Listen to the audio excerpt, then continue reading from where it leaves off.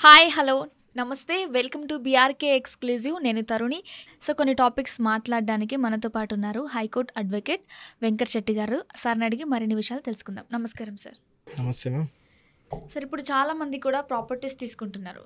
So, properties అనేవి purchase చేసినప్పుడు ఎలాంటి రూల్స్ పాటించాలి? అలాగే సేల్ చేసేటప్పుడు కూడా ఎలాంటి రూల్స్ పాటించాలి? మేము ఒక ప్రాపర్టీ పర్చేస్ చేసేటప్పుడే మనం జాగ్రత్త అనేది తీసుకోవాలి.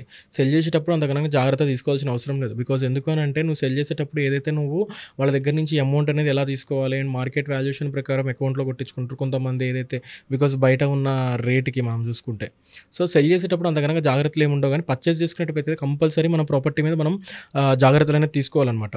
ఎందుకు అని అంటే ఒక ప్రాపర్టీని మనము కొనడం అనేది ఒక లైఫ్లో ఒక డ్రీమ్. అండ్ అదే కాకుండా కొంతమందికి నెంబర్ ఆఫ్ ప్రాపర్టీస్ ఉంటాయి. సో నెంబర్ ఆఫ్ ప్రాపర్టీస్ కొనే వాళ్ళకి ఆల్రెడీ ఆటోమేటిక్గా వాళ్ళకి తెలిసి ఉంటుంది కాబట్టి వాళ్ళు జాగ్రత్త అనేది పాటిస్తారు. అండ్ ఏదైతే నువ్వు ఒక మిడిల్ క్లాస్ వాళ్ళకి కానీ ఒక నార్మల్ పర్సన్కి కానీ ఒక ప్రాపర్టీ కొనేటప్పుడు చాలా జాగ్రత్తగా తీసుకోవాలి. బికాజ్ ఎందుకు అని అంటే మనం కొనకు ఒక ప్రాపర్టీ కొంటున్నామన్నా కానీ లేదు ఒక ప్రాపర్టీ మీద మనం అదే మనకి ఇక అన్నట్లు మనం ఒక సేవింగ్స్ అనేది చేసేసుకొని ఒక ప్రాపర్టీ పర్చేస్ చేస్తున్నామంటే కంపల్సరీ లీగల్గా అన్నీ చూసుకోవాలి.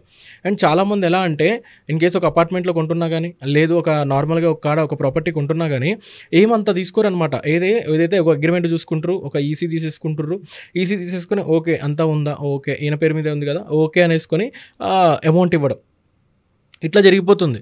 బట్ ఇక్కడ ఏంది అని అంటే ఈసీలో చూసుకోకపోయినా అంటే నువ్వు ఈసీలో చూసుకున్నా కూడా ఈసీ బేస్ చేసుకొని మనం ఎట్లా క్యాలిక్యులేషన్ చేసుకోవాలి అని అంటే లింక్ డాక్యుమెంట్స్ చూసుకోవాలి. లింక్ డాక్యుమెంట్స్ ఏంది అని అంటే ఒక ప్రాపర్టీకి లింక్ డాక్యుమెంట్స్ అనేది గుండె లాంటిది అనమాట, హార్ట్ లాంటిది. బికాజ్ ఎందుకు అని అంటే ఈ ప్రాపర్టీని ఎంతమంది చేతులు మారింది అంటే ఈ ప్రాపర్టీ స్టార్టింగ్ నుంచి కల్టివేషన్ నుంచి ఎట్ ద ఎండింగ్ వరకు కమర్షియల్ అయిన వరకు ఎంతమంది చేతులు మారినాయి ఇవన్నీ కూడా లింక్ డాక్యుమెంట్స్లో ఉంటుంది. ఫర్ ఎగ్జాంపుల్ ఒక 1 ఏకర్లో నుంచి మనం ఒక 1 ఏకర్ ల్యాండ్ ఉంది. ఆ 1 ఏకర్ ల్యాండ్ ఒక లేఅవుట్ అయింది. సో 1 ఏకర్ ల్యాండ్లో నుంచి లేఅవుట్ అయిన కాడి నుంచి ఇప్పటిదాకా ఉంటుంది. బికాజ్ ఏదైతే ఈ 1 ఏకర్ ల్యాండ్లో ఎన్ని ఫ్లాట్స్ వేసారు, ఒక 50 ఫ్లాట్స్ వేసిర్రా. సో ఆ చిట్టా అండ్ అదే కాకుండా దాని లేఅవుట్లో క్లియర్గా ఉంటుంది ఎన్ని ఫ్లాట్స్ వేసిర్రు అని. అండ్ దాని తర్వాత ఏ ప్లాట్ మీద అంటే ఫ్లాట్కి డివైడ్ చేసి ఉంటుంది, ఏ ఫ్లాట్ నువ్వు తీసుకుంటున్నావు. సో ఆ ఫ్లాట్ అనేది కూడా లింక్ డాక్యుమెంట్ సెకండ్ లింక్ డాక్యుమెంట్లో ఉంటుంది. సో ఎంతమంది చేతులు మారితే అన్ని డాక్యుమెంట్స్లో క్లియర్గా ఉంటుంది ఈ ప్రాపర్టీ ఎవరి పేరు మీద నుంచి ఎవరి పేరు మీదకి మారింది. దీన్ని చూసుకొని మనం ఈసీ మీద చూసుకోవాలి. ఇన్ కేస్ మధ్యలో ఒకవేళ కనుక లింక్ డాక్యుమెంట్ ఒక 1 ఇయర్ది లేదు అప్పుడు తెప్పించుకోవాలి. అది కూడా ఎట్లా అంటే రిజిస్ట్రేషన్ ఆఫీస్లో అప్లై చేసుకుంటే వాళ్ళు కూడా ప్రొవైడ్ చేస్తారు మనకి. లింక్ డాక్యుమెంట్ అంటే అది ఎక్కడ చూసుకోవాలి మనం? వెబ్సైట్ లింక్ డాక్యుమెంట్స్ అని అంటే ఎవ్రీ పర్సన్ అది మెయింటైన్ చేసుకోవాలి. నువ్వు ఒక ప్రాపర్టీ పర్చేస్ చేస్తున్నావు అంటే నీకు అమ్మేటోడి దగ్గర లింక్ డాక్యుమెంట్స్ ఉంటాయి కంపల్సరీ. ఆ లింక్ డాక్యుమెంట్స్ అనేది వాళ్ళ దగ్గర నుంచి లేకపోయినా కూడా వాళ్ళు అప్లై చేసి తెప్పియాలి. అండ్ అప్లై చేసి తెప్పించిన తర్వాత మనం చూస్తేనే అది జెన్యున్గా ఉంది అని. అండ్ కొన్ని సిచ్యువేషన్స్లో ఎట్లా అంటే ఒక 500 స్క్వేర్ యార్డ్స్ మనం ల్యాండ్ కొంటే ఈ ల్యాండ్లో నా ల్యాండ్ ఉంది అని చెప్పి పక్క ల్యాండ్ వచ్చి దీంట్లో ఇది నాది, ఇందులో 50 స్క్వేర్ యార్డ్స్ నాది కలిసింది లేదు అని అంటే వీళ్ళకి మార్కింగ్ ప్రాపర్గా తెలియకపోతే ఇవన్నీ అయిపోతాయి. ఇవన్నీ ఎప్పుడైతే అని అంటే సెకండ్ పర్సన్ వచ్చినప్పుడు అంటే ఒక పర్సన్ వేరే వాళ్ళకి అమ్మేసినప్పుడు వీడికి ఎట్లాగో ప్రాపర్గా నాలెడ్జ్ లేదు కదా దీని మీద, నేను ఇట్లా అంటే నమ్మేస్తాడులే అని చెప్పి ఒక లిటిగేషన్ అనేది క్రియేట్ చేస్తారు. మనం అట్లాంటి సిచ్యువేషన్లో కూడా ఎలా అంటే ఏదైతే రిజిస్ట్రేషన్ చేసుకున్నప్పుడు కూడా మార్కింగ్ సర్వే అని ఉంటుంది. సో ఏదైతే మనం ఆ సర్వే చేయించుకున్నప్పుడు గవర్నమెంట్ రికార్డ్స్లో నీ పేరు మీద ఎంత నుంచి ఎంత దగ్గర ఉంది ల్యాండ్ అనేది వాళ్ళు కంప్లీట్గా చూసి వాళ్ళు రాళ్ళు పాతారనమాట. సో ఇది కూడా ఎప్పుడు అని అంటే మనము ఎప్పుడైతే రిజిస్ట్రేషన్ చేయించుకుంటున్నామో అంటే మనం ఎప్పుడైతే రిజిస్ట్రేషన్ కుంటున్నామో అదే రోజు మనం మార్కింగ్ సర్వే గినక అప్లై చేయమని చెప్పి ఎవరైతే మీ డాక్యుమెంట్ రైటర్ ఉంటాడో తనకి గినక చెప్పమని అంటే తనకి ఇది కూడా కావాలి నాకు అని అంటే తను ఒక అప్లికేషన్ పెట్టేసుకొని అది కూడా దానికి కూడా పర్మిషన్ తీసుకుంటాడు. ఇది కూడా ఏదైతే కన్సర్న్ రిజిస్ట్రేషన్ ఆఫీస్ నుంచే పర్సన్ వస్తాడు, బయట నుంచి రావడం కూడా కాదు.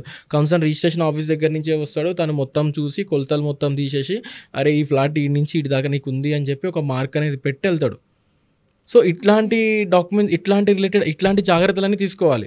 అండ్ కొన్ని సిచ్యువేషన్లో ఎట్లా అంటే ఏదైతే ప్రాపర్టీ పర్చేస్ అంటే ఏదైతే ఒక అపార్ట్మెంట్లో ఒక ఫ్లాట్ కొంటున్నారు ఆ సిచ్యువేషన్లో కూడా నువ్వు లింక్ డాక్యుమెంట్స్ తీసుకోవాలి. అని ఏముంది నేను ఒక ఫ్లాటే కదా కొనేది లేదు అని అంటే బిల్డర్ ఒక ఫ్లాట్ కొంటే నేను లింక్ డాక్యుమెంట్ మొత్తం ఇవ్వాలా, ఇదంతా చెల్లదనమాట. నువ్వు నువ్వు ఫ్యూచర్లో కానీ లేదు ఇప్పుడైనా కానీ నువ్వు ఒక బ్యాంకుకి కనుక నువ్వు లోన్ తీసుకోవాలన్నా అంటే ఒక బ్యాంకులో లోన్ తీసుకోవాలన్నా కంపల్సరీ నీ లింక్ డాక్యుమెంట్స్ చూస్తారు. అండ్ అదే కాకుండా అప్ టు 20 ఇయర్స్ దాకా ఈసీ కూడా చూస్తారు. అండ్ నేను చెప్పే వర్షన్ ఏంటి అంటే కంపల్సరీ ఒక ఈసీ ఒకటి, అండ్ అదే కాకుండా మెయిన్ థింగ్ లింక్ డాక్యుమెంట్స్ అనేది చూసుకోవాలి. లింక్ డాక్యుమెంట్స్ చూసుకుంటూ ఈసీ చూసుకొని ఓకే మ్యాచ్ అయిందా, ఓకే టీకే ఈ సేఫ్ జోన్లో ఉంది అని తీసుకోవాలి. అండ్ అదే కాకుండా మార్కెట్ సర్వే కూడా కంపల్సరీ చేయించుకోవాలి. ఇవన్నీ చేయించుకోకుండా ఇవన్నీ చూసుకోకుండా కొంటే ఫ్యూచర్లో కంపల్సరీ ప్రాబ్లమ్స్ వచ్చే సిచ్యువేషన్స్ ఉంటాయి. ఒకవేళ కనుక మనకు అమ్మిన పర్సన్ మంచి ఓకే అంటే పాజిటివ్ ఉన్నాడు అంటే ఓకే, లేదు నెగిటివ్ ఉన్నాడు అని అంటే కంపల్సరీ అయ్యే ఛాన్సెస్ ఉంటాయి. ఓకే. ఇది ఎలాంటి రూల్స్కైనా పాటించవచ్చు కదా, అంటే ఏ ప్రాపర్టీ ఎట్లాంటి ప్రాపర్టీస్కైనా, ఇల్లు అయినా కానీ, తీసుకున్నా ఓపెన్ కానీ, ప్లాట్ అయినా ఇల్లు కానీ, ఓకే. అపార్ట్మెంట్లో ఫ్లాట్ అయినా కానీ, దేనికైనా ఇట్లాంటివి తీసుకోవచ్చు. ఇన్ కేస్ నువ్వు యాన్సిస్ట్రల్ ప్రాపర్టీ కొంటున్నావు అని అంటే ఏదైతే వాళ్ళ ఫ్యామిలీలో ఉన్న పర్సన్స్ అందరు సిగ్నేచర్ పెట్టాలి. ఓకే.